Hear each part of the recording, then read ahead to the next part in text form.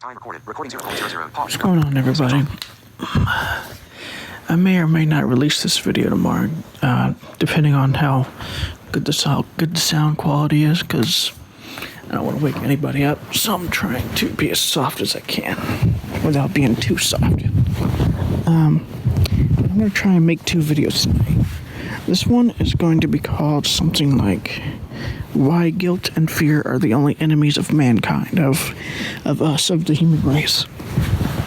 So, why are guilt and fear the only enemies of mankind, of us, as a race?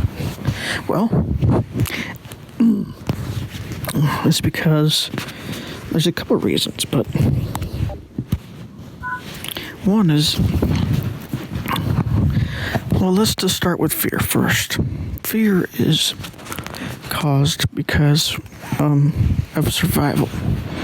We need something, and so we're afraid that if we don't get it, something's going to happen. Something bad will happen, whatever that might be. That's the fear that's involved. So, this takes a bunch of different forms. And, a lot of things are caused by, a lot of things are in this category besides of fear. Anger and frustration and things like that are caused by fear, anxiety. This is because they all kind of run off of fear.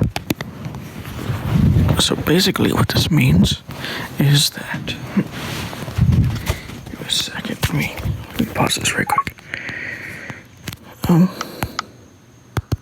Speech on. Pad 11 pad 10 empty. Pad. So basically what this means is, pause button. Recording resume. Time recorded. Pause button. Time recorded. Recording 2.06. So basically what this means is that all of your fears, all of your anger, much of your anger and fear is caused by fear, if not all of it. Say you're angry about, I don't know, say you're angry because you think somebody's a warmonger, and you're angry because the person is doing things you consider to be abhorrent. And so why is this? Because you're afraid of, being caught in another war. You don't want to be in another war. We're in too many wars as a nation, you'd be thinking to yourself. And you wouldn't be wrong.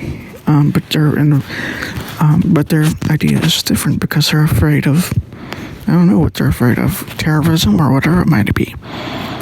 And so what does this have to do with guilt? Well, we end up doing things that we wouldn't ordinarily do because of fear. And what this ends up doing is causes guilt. Like say you hit somebody or something.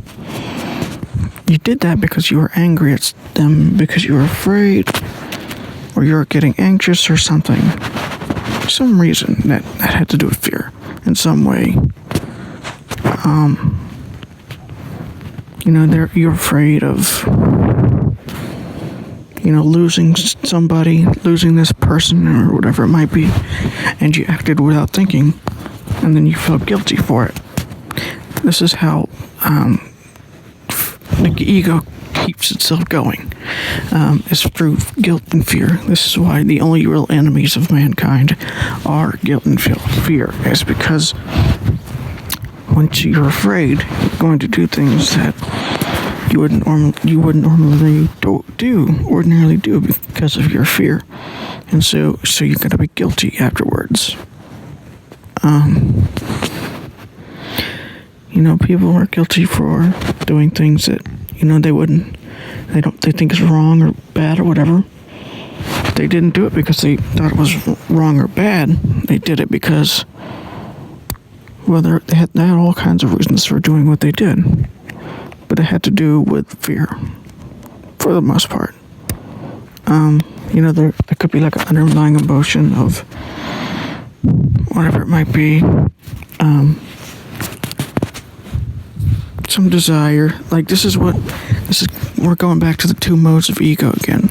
That's desire and fear. They feed off of each other. If you decide, like, say you desire to have $1 million or something, or $1 billion or whatever. And once you get that, you're gonna be afraid of losing that. So you're gonna do things that you wouldn't consciously do or ordinarily do because of fear. And if you have a conscience later on, you might be like, oh my God, I did this. I should be so guilty. I should be punished. And then this causes this cycle to repeat itself again, because you cannot solve. This is a quote from, I'm paraphrasing here. This is a quote from Einstein, I believe, but you cannot solve a problem with the thing that created this problem. And this is what we're doing here. We're saying guilty. You should be guilty. You should be punished. You should be judged. But this is using the same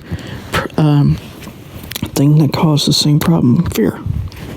You're afraid of being judged or whatever it is, and so you end up doing things that you wouldn't want to do, and so you would get guilty, and so to try and avoid this, you'll get involved in, I don't know, something to help to get you out of that, which would cause fear. Once that leaves, whatever it might be, material wealth or success or whatever, that give you happiness because of the desire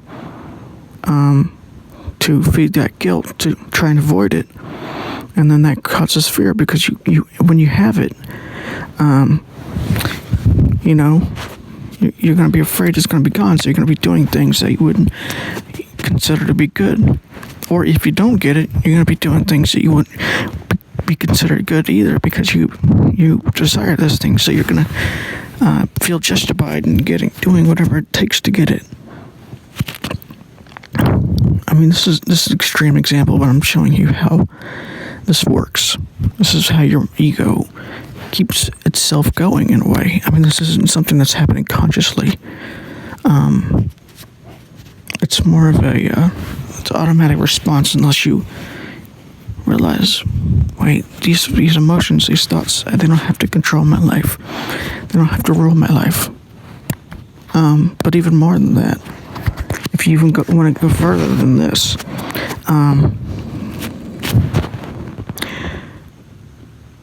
we are all. Let me pause this right quick. Hold on a sec. Time recorded. Pause button. Resume recording. Time pause button. Time recorded. Recording 8:07. Now before I get into that, because I did fail to mention this, I suppose, but you might be asking something like along the lines of, well, shouldn't we feel guilty for the things that we did wrong or bad or whatever? Well, first of all, there's no wrong or bad. But in regards to things that work or don't work, guilt doesn't work, because what it does is it ends up repeating the cycle over and over again. You keep repeating the same cycle because of guilt and fear. Or fear, just plain fear, even. But more often than not, just guilt and fear. Like, oh, I'm not a good person. Even saying something like, I'm not a good person, I'm not this, I'm not that, whatever it is that makes you feel bad, or, that may not necessarily be true, but, that keeps you stuck within this fear paradigm, like they're saying things like this, I'm not a good person, and so you're going to end up acting this out.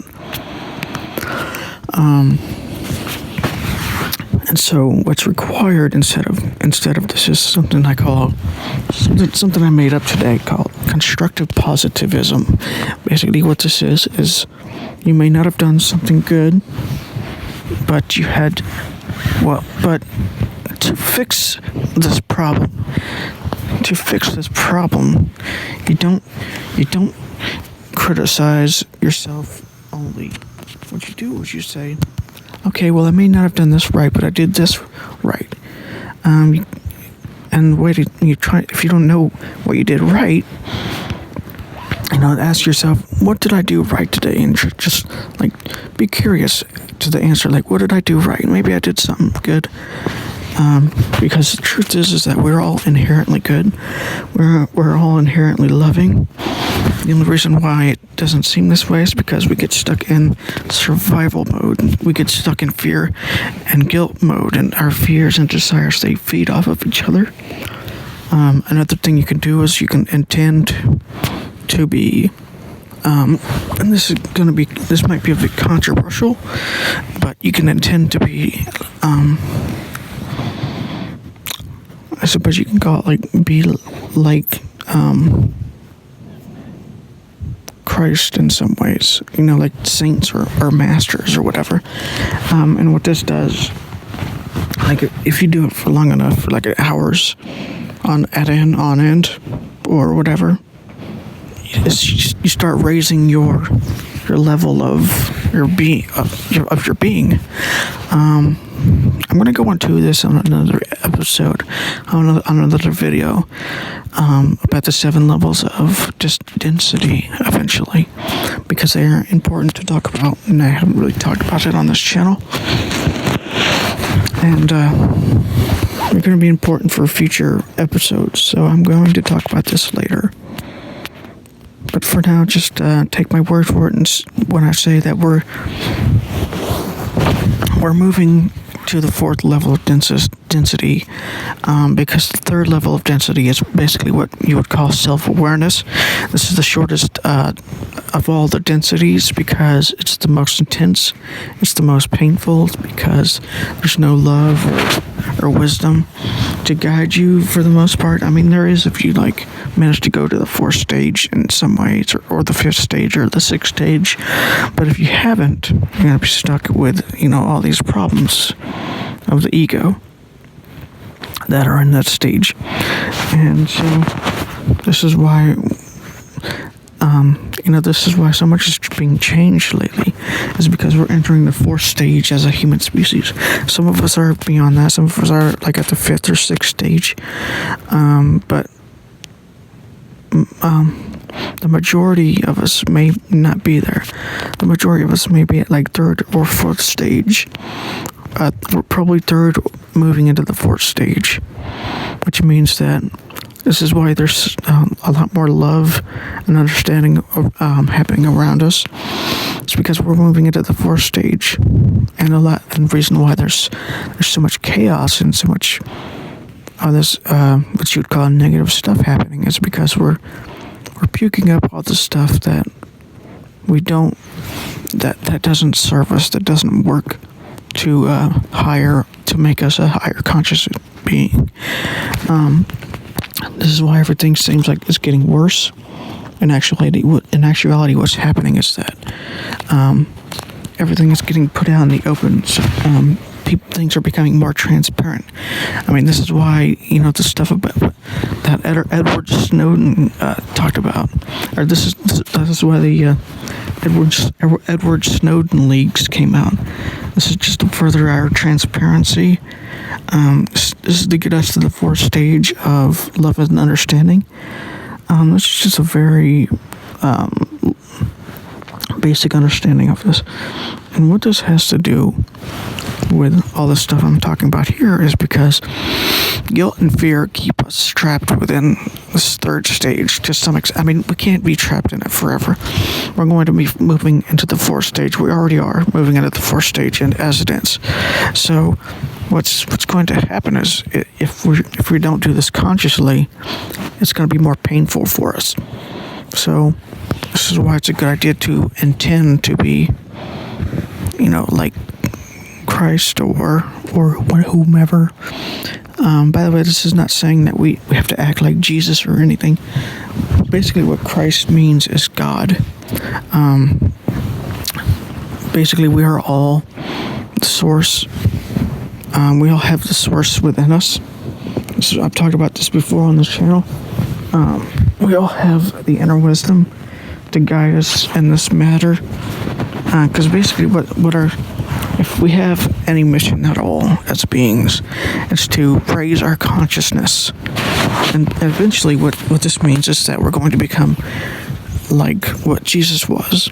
We're going to become, loving and wise and all these things.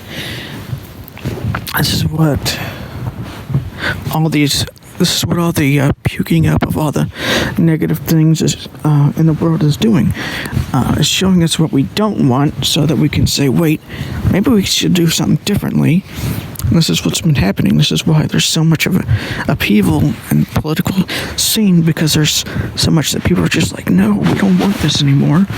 And there are those who do want this because they're afraid of whatever it might be, and so they're going to be acting in ways that you would consider to be ungodly or bad or whatever. And the goal here isn't to criticize them for doing this, it's to realize why they're doing this. Because the only enemies of mankind are guilt and fear. And so this brings me back to what I talked about before as well, constructive positivism. Basically what this means is if you do have something that's you might consider to be a criticism, what you can do is you can tell it to that person calmly, and then you tell them something positive that they've done. Because what this, it's been shown scientifically that people actually respond better to positive comments rather than negative ones. And so adding a positive comment to the end is more helpful and more effective than criticizing that person. And don't get me wrong, I'm not perfect at doing this, but this is what we're all here on this planet to do. We're all here to get better at loving one another and understanding each other as human beings. Pause button. Now there's Time recorded. Recording 17:0. Pause button. Now, there's a lot more that I could talk about, but I think I'll just end it here. This is the Wisdom Matrix, and I'll see you in the next video. If you like this video, please like it, share it with other people if you guys are going to benefit from it, and subscribe if you want to see more videos from me in the future. Time recorded. Recording 17:02. This is the Wisdom Matrix. What's going on, everybody? I'm just going to let that play. But there's a couple things that I didn't mention. This is why I'm making this second part. Basically, how this works, the whole guilt and fear thing, how it works is, say you desire something, so to make money or whatever, and then when you get this money, you're afraid, so you're gonna do all kinds of shady things to keep this money. If your beliefs are like supportive of this, or even if your beliefs aren't really, if your fear is strong enough and if your desire to keep this money is strong enough, your beliefs aren't going to be enough. You can see this right now with certain companies like Facebook and Google.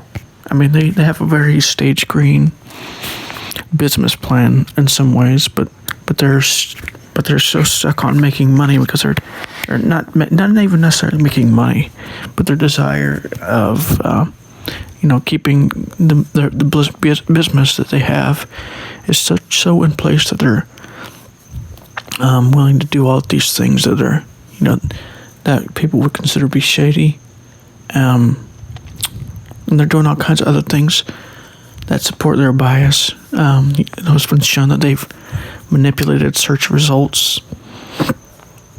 It's unfortunate, but it happens. And I don't blame them for this. I don't call them evil or anything because of this, because I understand why they're doing it. It's because of guilt and fear.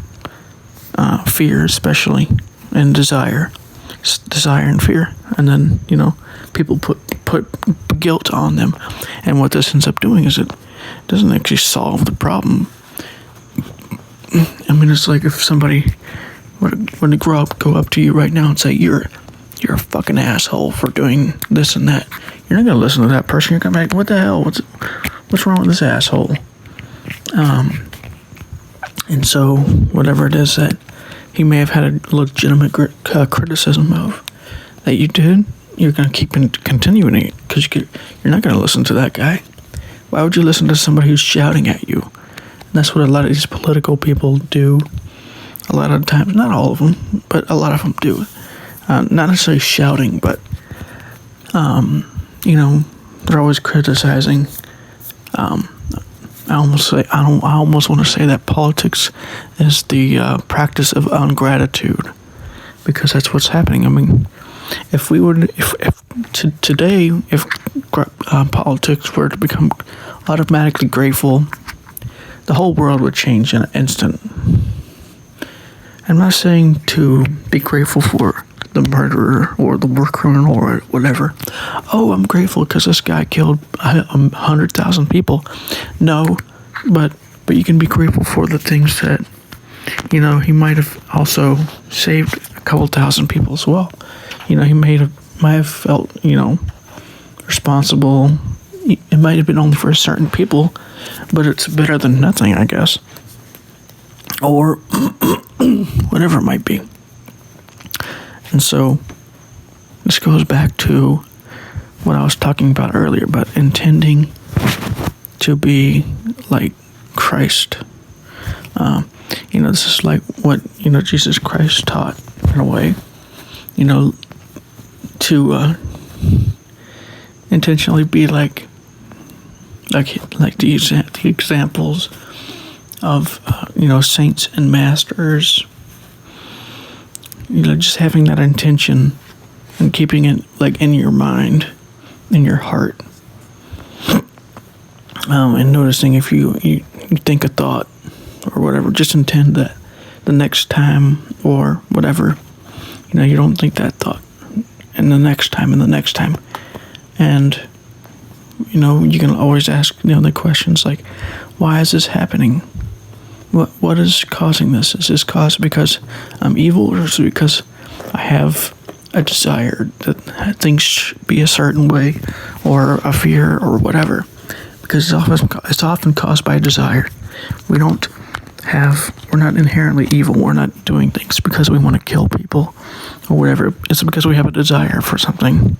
And so we end up doing things that may not, most people might, what some people may not be, what some people may not consider to be good, but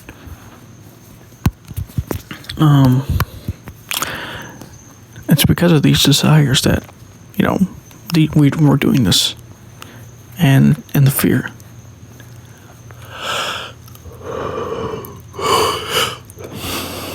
And realizing this is how we can come to a new understanding. We can start to love ourselves, because the other part that I forgot to mention is what's going to happen is when you feel guilty or you feel fear or whatever, what's going to happen is you're going to want to basically think of it as if you get like a broken leg. You're not going to just start walking on that leg automatically, right? No, what's going to happen is you're going to get let's not even say broken leg. Let's say you sprained an ankle or something. You're not going to just walk on that ankle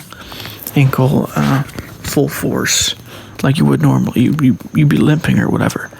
And this is what happens with fear. Your ego isn't going to look at it. It's going to try and avoid it, and it's going to end up doing things that may end up causing more fear or guilt.